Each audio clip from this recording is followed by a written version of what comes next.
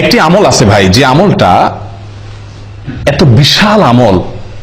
বিশাল আমল যে কয়েক মিনিটে আপনি হাজার হাজার বছরের রোজা রাখা, নফল সিয়াম পালন করা, হাজার বছর নফল সালাত পড়া, নফল নামাজ পড়া সওয়াব কয়েক মিনিট আপনি অর্জন করতে পারবেন। বলবো পদ্ধতিটা? সুবহানাল্লাহ। নবী সাল্লাল্লাহু আলাইহি ওয়াসাল্লাম বলেন, মান গাসসালা ইয়াউমাল জুমআতি ওয়াক্তাসাল ওয়া বাক্কারা ওয়াবতাকার ওয়া মাশা ওয়া লাম ইয়ারকাব ওয়া দানা মিনাল ইমামি ফাস্তামা ওয়া লাম ইয়ালগু। যে ব্যক্তি 5টা কাজ করবে জুমার দিনে, শুক্রবার দিনে যে ব্যক্তি কয়টা কাজ করবে? 5টা কাজ।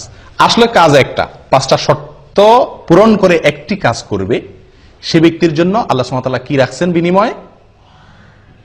ফালাহু কান আলাহু আজ আমালু সানাতিন, তার জন্য 1 বছর আমল করার সওয়াব আল্লাহ তাআলা দিবেন। কান আলাহু বিকুল্লি খুতওয়াতিন, প্রতি পদে প্রতি কদমে 1 বছরের আমলের সওয়াব। 1 বছরের কি আমলের সওয়াব সেটাও হাদিসে বলা হয়েছে, সিয়ামুহা ওয়া কিয়ামুহা ও কামা ক্বাল।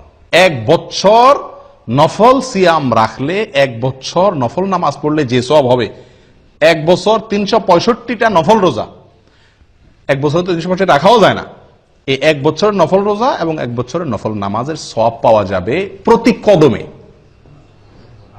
জুমার দিনে আপনার বাসা থেকে মসজিদে আসতে কত কদম দূরত্ব আছে সেটা আপনি যদি ধরেন 100 কদম দূরত্ব থাকে, এরকম তো আমাদের সবার এর বেশি থাকে, বরং 100 কদম দূরত্ব থাকে, আর 100 কদম হেঁটে আপনি মসজিদে আসছেন, 5 শর্ত পূরণ করে আপনি মসজিদে আসছেন 100 কদম পূরণ করে, তাহলে ওই জুমার দিনে ওই কয়েক মিনিট যে আপনি হেঁটে আসলেন, তার বিনিময়ে আপনি 100 কদমের বিনিময়ে কত বছরের নফল রোজা সওয়াব পাইলেন?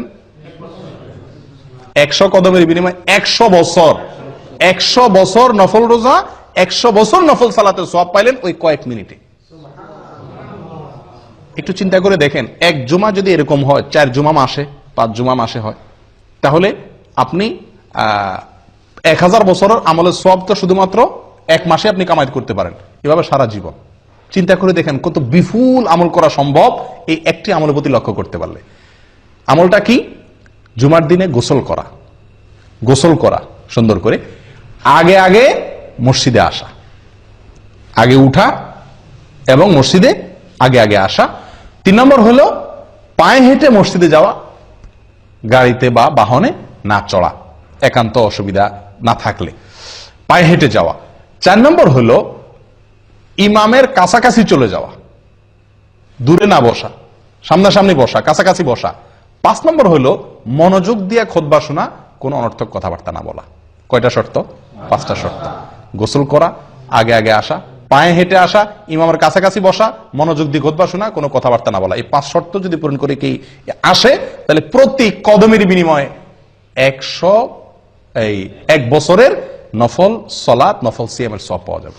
প্রিয় ভাইরা, মুহাদ্দিসিন কেরামরা বলেন, হাদিস বিশারদ অনেক উলামায়ে কেরাম বলেন, যত হাদিস আসছে সওয়াবের কথা, এটাতে এই সওয়াব, এটাতে অনেক হাদিস আসছে না, শত হাজার হাদিস বর্ণিত হয়েছে। এই হাজার হাদিসের ভিতরে একটি হাদিসে পাওয়া যায় না এত অতিরিক্ত বিপুল পরিমাণ সওয়াব সংগ্রহের সুযোগ আছে যেটা এই হাদিসের মধ্যে আছে। আমি কি বুঝাতে পারছি? কত বিশাল সুযোগ বলেন। আফসোসের বিষয়, শুক্রবারে আমাদের ডিউটি নাই, এই জন্য আমরা অনেকে ঘুম থেকে উঠি বরং আরো দেরিতে, ফজর ওই দিন বরং পড়াই হয় না মসজিদে অনেকের। আগে উঠতে হবে, আগে আসতে হবে, পায়ে হায় 5টা শর্ত পূরণ করবেন, এই বিপুল সওয়াবের ভাগীদার হতে পারবেন। আল্লাহ তাআলা আমাদের সকলকে তৌফিক দান করেন। এই জন্য সাঈদ ইবনুল মুসাইয়্যিব, বিখ্যাত তাবেঈ, উনি বলেন, আমার কাছে নফল হজ করার চাইতে বেশি উত্তম শুক্রবারে আমল, এত বিপুল সওয়াব সংগ্রহ করা। কথা বুঝে আসছে? এই জন্য এই শুক্রবারের এই আমলটা খুব বেশি যত্নের সাথে করার চেষ্টা করি। আল্লাহ তাআলা সকলকে তৌফিক দান করেন। জাযাকুমুল্লাহ খায়র।